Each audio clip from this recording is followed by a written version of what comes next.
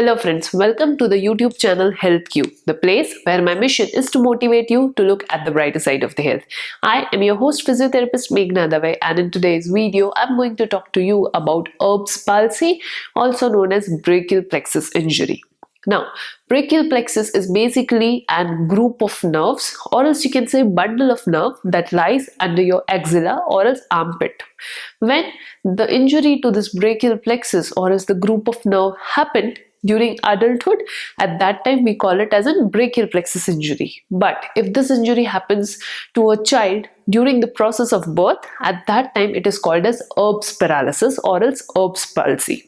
Now, this is a neurological disorder where the damage has happened to the nerve, and that's why the symptoms that a patient with Erb's palsy or a brachial plexus injury would be related to weakness and difficulty in doing the movements of the hand. Specifically, if you say brachial plexus, as I mentioned, is a bunch of nerves that lies in the armpit, but brachial plexus injury exactly happens in the upper section of the brachial plexus, which is also called as the Erb's point, where there are multiple nerves that intersect. I won't go much detail into the anatomical details of this brachial plexus, but to understand, it's just a point where different nerves that supplies to the hands gets intersected, and at that point, if the injury has happened, then you will see a group of weakness in the affected side of the hand. Mostly, the damage that happens to the nerve depends on the force at which the injury has happened. This damage happens either due to a stretch on the nerve, rupture to the nerve, and sometimes avulsion, that means complete tearing of the nerve roots from the spinal cord. But 48% of the patients who suffer from brachial plexus injury or else Erb's palsy recover on its own, or else maximally recover in a better way, just because the injury happens at a superficial level, which is called as neuropraxia in the medical terminology. This brachial plexus injury typically affects the movements of the hand. If you look at a person who has got Erb's palsy or else brachial plexus injury, you will see a typical hand pattern where hand looks hanging. The hand is moved inside, the tip of the finger is pointed downwards, and there is difficulty in raising the hand from the side. There is difficulty in bending the elbow. There is difficulty in moving the palm straight. Depending on the severity of the damage to the nerve, the treatment is also dependent. That means mostly if the damage is limited or is minimal, then the patient will recover on its own without requirement of much therapy or else treatment. But if the damage is more, then surgical intervention is also required. Even though it's a problem that affects the hands, but this is a rare problem. Only 3 to 25% of people who get nerve injuries get this typical type of nerve injury of hand, which is called as brachial plexus injury or else Erb's paralysis. The typical cause of this injury is stretching of the hand. When a child is being born, at that time, if there is an undue stretch between the neck and shoulder in opposite direction, at that time there are chances of development of Erb's paralysis.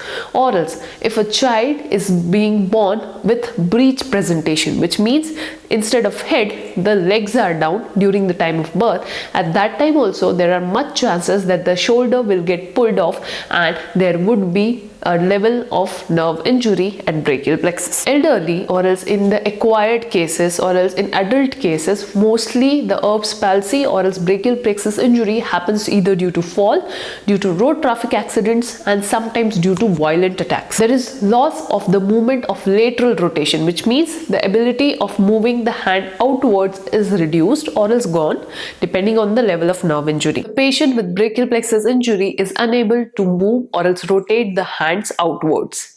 There is limitation in ability to raise the arms upwards from front or else from the side. The ability of the wrist to move upward is also reduced due to affection of multiple nerves at the armpit level. If you look at the deformity that happens due to Erb's paralysis, you will see the arm looks hanging with the pointed fingers downwards, which means the forearm backside is being seen front. There's difficulty in keeping the palm upwards or else front. So definitely this would be the look. And the elbow would be slightly bent, and there would be a slight difference, or else the shoulder or else the arm would be slightly away from the body. So this is a typical picture of a patient who is suffering from Erb's palsy. Due to weakness and numbness, there would be difficulty in doing some day-to-day activities that involves a lot of hand movements like opening and closing the lock and key, writing, dusting, lifting object, catching and throwing object. These kind of activities which requires multiple hand movements is impacted due to Erb's palsy or else brachial plexus injury. Now comes the diagnosis. How one comes to know that he or she is suffering from Erb's paralysis. So the patient will get the signs where he feels that there is weakness on the affected side. There is this typical deformity of the hand hanging and pointed inwards. There would be difficulty in moving the hands away from the body, rotating the hand. So these symptoms makes the patient worry. And also there is a history of fall or some episode of injury in case of adults, and in kids there is an episode of either in breech presentation delivery or else during the time of development. Parents will see that one hand, the affected hand, is weaker compared to the non-affected hand. These observations make them reach out to the doctor. So when they reach out to the doctor as usual takes the history, physical examination, neurological examination, and also some of the investigations like X-ray, CT scan, MRI in order to rule out other similar disorders. Once this diagnosis is made, the treatment is hence further decided. Treatment mostly comprises of either conservative management or else surgical management. If the injury is mild, the patient will automatically recover and will not require much of treatment. But if there is a severe or else moderate injury, at that time there is treatment requirement.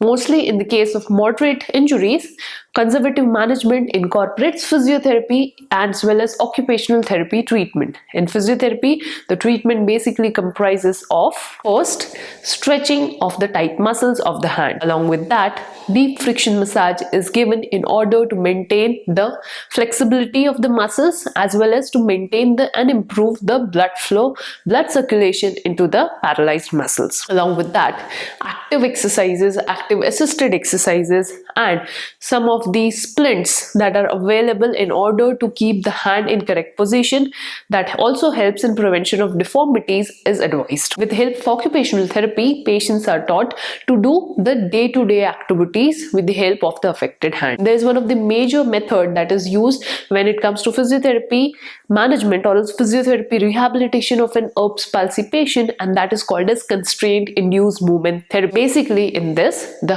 non-affected hand is tied up. Hence, the patient is forced to use the affected hand. So that's how the patient will try, and the patient would be encouraged more to use the affected side, and hence there would be more exercises that will happen to the affected hand, which thus helps in improvement. Sometimes if the condition is severe, at that time surgical management is required, and after surgical management again rehabilitation, basically physiotherapy and occupational therapy rehabilitation is required in order to train the patient in muscular strengthening, muscular flexibility, and training of using the hand in day-to-day activities. So friends, this was in brief about Erb's palsy or else brachial plexus injury. In the next video, which will be on next week, I would be sharing some of the exercises that one who is suffering from Erb's palsy or else brachial plexus injury can do at home.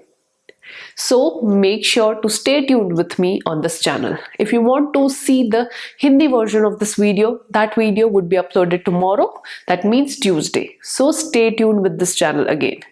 Also, make sure to subscribe to this channel because I upload videos every Monday, Wednesday and Friday on different health conditions. Wednesdays are the videos related to wellness, and on Fridays I mostly upload videos related to musculoskeletal pains like back pain, knee pain, shoulder pain, etc. So if you are interested in such topics, make sure to subscribe to this channel. On that note, I will end this video here and see you in another video. Thank you.